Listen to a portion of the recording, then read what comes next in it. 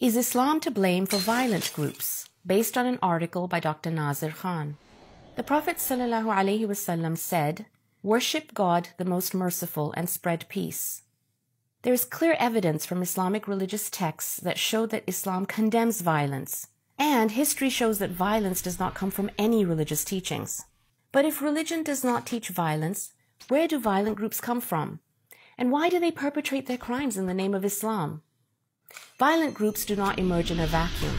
Research shows us that violent groups emerge in situations of prolonged oppression, warfare, political instability, and so on. Think of it like a fire starting.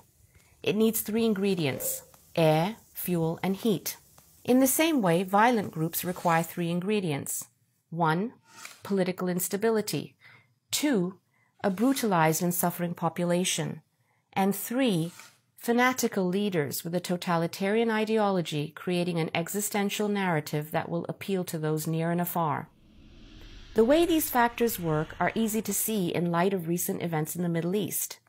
For example, in Iraq, we see the long story of human suffering and political turmoil. After a decade of oppressive regimes and economic sanctions which killed 227,000 Iraqis, the 2003 invasion of Iraq killed up to 700,000 civilians in just 3 years. Their suffering is hard to fathom. The city of Fallujah alone had 14 times as many radiation-related birth defects than Hiroshima and Nagasaki combined. This chaotic period of history gave birth to criminals, soldiers, fanatics, and rebels. The result? ISIS. Political chaos and instability result in opportunist groups seeking to take power by any means necessary.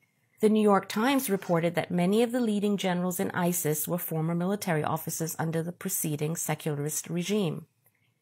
Did they experience a sudden religious awakening overnight? Or is it far more likely that opportunistic, power-hungry individuals were eager to do anything to get back into power? The answer is obvious.